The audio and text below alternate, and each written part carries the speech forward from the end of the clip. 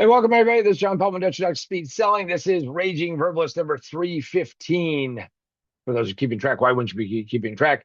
Catch me every week on YouTube and also Facebook. My Facebook group is Position to Win Book, and check it out there. Talk about a variety of different topics that just get under my skin. Changing for 26 because we're going to add a little bit more controversy into the mix, if you will. And today we're going to talk about a story that I have been living with for a number of years. Now, I call it the cluster of solar. You could say the cluster fuck of solar, but I'm going to talk about what that's all about. So let's go through and get a little background. So I decided that I needed to put solar on my roof because I live in Southern California. Perfect place for solar. It took a long time. I had 6 different contractors come in and try to sell me solar. All of them thought I was a retail buyer. I'm not. I am always looking for that wholesale deal and understand what needed to happen. Made a decision, found the right guy to install it by, crazy happenstance. And the reality of it is that I ended up having 40 solar panels installed in May of 2014, which is a while ago, right? And it took a while to do it. I ended up having to be my own general contractor because let me tell you the stuff that the other, if you will, fanboys and people, gals, whatever you want to hell call them, don't say, which is all the shit you have to do to make it work. First off, I needed to replace my roof. Now that isn't the fault of the solar people, but the solar acolytes, reading the solar magazines and stuff don't ever tell you you're going to have to take and get a new roof. Well, getting a new roof meant I needed to get all new wood on the roof because it's the original roof when the house was built 69, 70. Not a good thing. Wood decays over time, even in this kind of environment, especially because of the heat. Now, that was going to cost me money. The other thing is that once I had the roof torn apart because of the way my heating and air conditioning work, is that I replaced all the ductwork inside of there. So I had brand new ductwork because I was having all kinds of issues and problems with it. Again, lots of loss, lots of expense.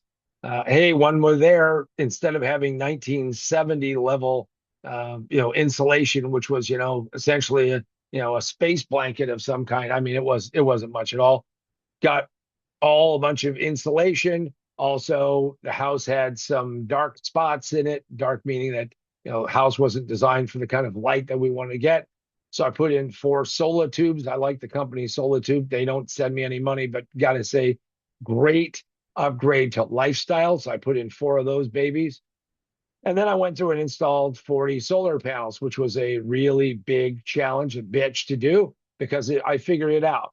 If you're going to spend all the money and put in all the racking and putting all the wiring and putting all that stuff, you might as well put up as many as it makes sense to do. Most solar installations are under paneled. They're just putting in the bare minimum because people go, well, I'll save a few bucks.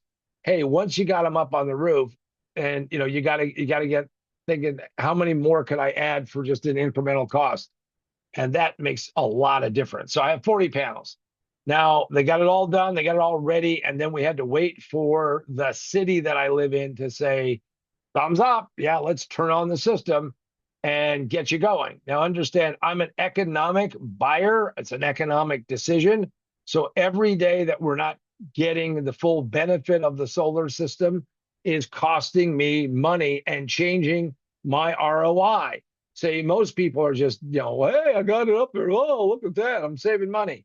No, I want to make sure that I got this thing figured out. So delayed it by 6 freaking weeks for the guy to come over. Now, my contractor said, John, don't go, hitting the hornet's nest. Wait until they come by. They're going to be here. Trust me, it's going to work that way. Well, I said, had a Popeye moment and said, bullshit. I went down and said, hey, when are you guys going to go do this, man? It's up on my roof and let's get it going. Guy was out the following week. He was going to go up on the roof and inspect everything. He went up to the edge of the roof. He looked at it. It was a nice, clean installation. They did a great job, the guys that I hired. And by the way, they're out of the solar business, like so many other contractors. So turn it on, but it delayed it 6 weeks.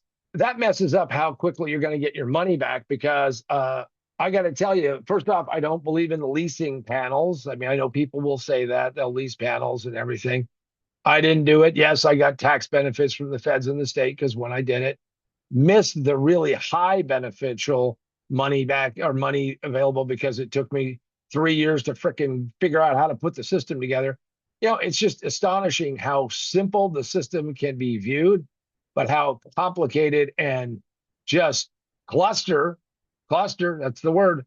So I ended up spending $72,000. So all this bullshit where people say, for 10 or 20 grand, you get a system.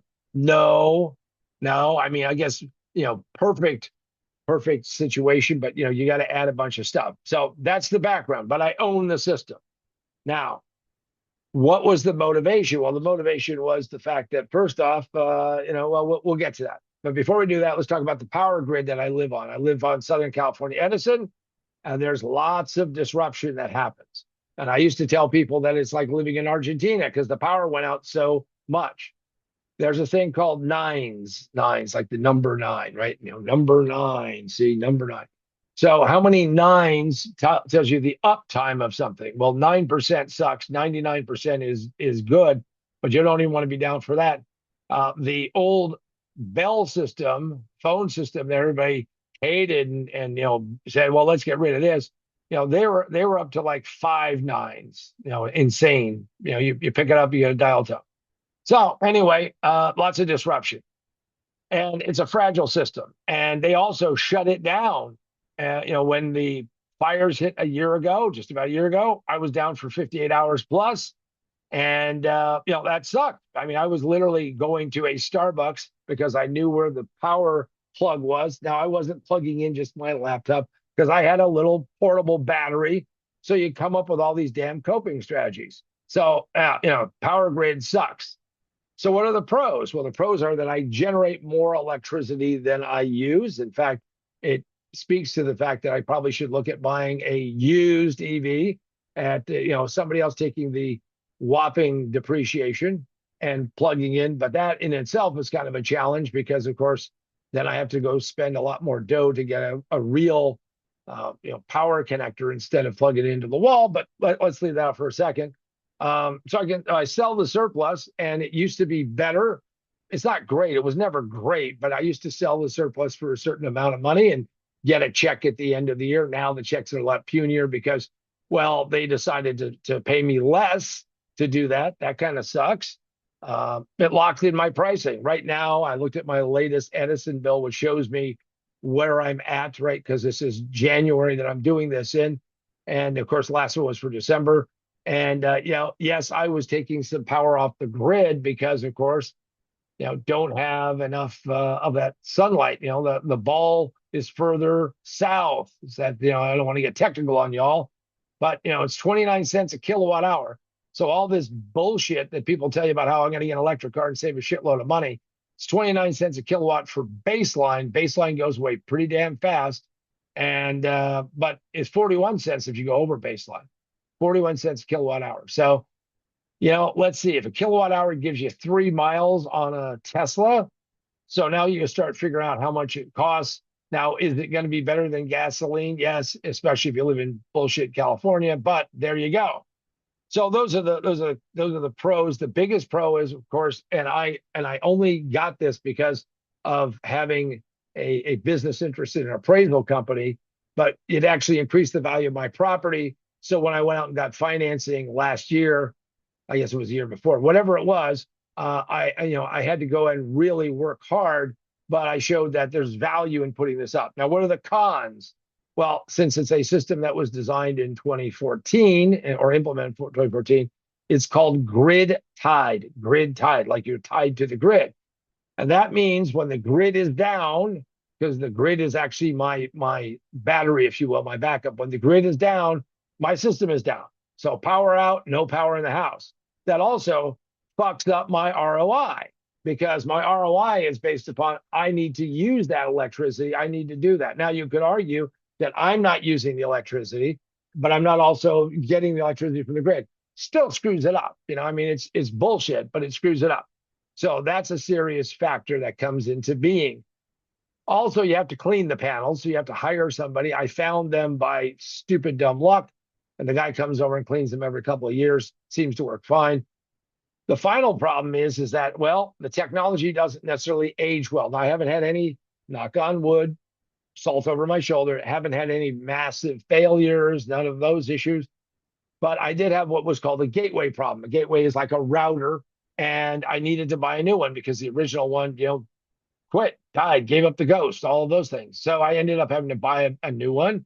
I actually work with Enphase, the guys who had all of my micro inverters are Enphase. So I ended up having to buy a gateway. Now, it took me months to get the damn thing installed. And while that was happening, we weren't really getting accurate metering and all of those things. Now, systems still produce electricity, but it was a real pain in the ass. And the way I ended up getting the gateway guy, well, that's a story for another day, because that in and of itself tells you about the fragility of getting this system that is so integral to your life in your house. I mean, once you have solar and you're not paying electric bills, I can tell you it really makes a difference. So I go, okay, so gateway problem, that sucked, cost me more money. Now, let's talk about trouble with upgrades. Now, everybody says to me, well, don't you have a battery? Well, 2014 batteries were just a joke. Well, batteries are better. Batteries are going down the right path. But frankly, I've been on this run for 18 months to figure out how to put a battery on my system. Turns out if I have to go to Enphase, first off, I have to change every single microinverter. That is 40 of them on my roof, which means you have to hire somebody to come and go up on your roof and remove all of the old ones, replace them with new ones, and there you go. And you need to do a new gateway. So the gateway that I just bought a couple of years ago for almost $1,000 out the window. And then you got to put on batteries. Now, if you look at retail and you don't get a deal on this, because Enphase is telling me they're going to cut me a deal. I haven't seen the deal yet, so don't know. But it took me a long time because I would call them periodically and bitch them out and trying to find this out, because I actually knew more than their call center. And I ended up talking to a guy who actually understood what was going on. So I have to change 40 microinverters and a box. That's basically at retail $10,000 worth of tech that needs to be purchased. And that doesn't include installation. And these guys, first off, they killed solar in California by dropping all kinds of subsidies and all kinds of other things. Got it. They don't want to pay it anymore. But, don't tell me that you want to be green. I don't believe any of the green people, by the way. So if you're a green person, good on you, but you're full of shit. And you're full of shit because you know what? You got to build a stable market and you got to keep building it out. Well, so they killed those. So the batteries are expensive, but 10 grand just to get the hardware so I can get to installing a battery. Looking at alternatives, looking at what I might be able to do. So the story is not finished, but the story is not finished for you either. My suggestion to you, if you have a business, you're in sales, you're in marketing, you're doing something, is to go check out my book. Most businesses fail in the first 5 minutes. It just takes them 3 to 5 years to realize it. Position to Win. Go check it out at positiontowinbook.com. Also, you can pick it up at Amazon, Barnes and Noble, Books, wherever books are sold. You can go ask and say, hey, I want this book. Most businesses fail, and they'll be able to look it up and get it. You can also get it digitally on Kindle, Nook, and Apple iBooks. So go check all that out. But this story is not finished. It's ongoing, and I will share with you how this works out. But yes, I do need a battery. And the real key is I don't want to buy a battery that's going to keep me up for hours and hours. It'd be nice. But what I need to do is get off the grid so I can then use my power when the grid goes down. And with that, I'm John Paul Mendoza, Dr. Speed. So there's been a Raging Verbalist. Go and have a great week. And if you're thinking about going solar, well, maybe, send me a comment or something and I can help you out, because I can tell you all of the real story and not the bullshit that everybody would like you to believe. Until next time, we'll see you then.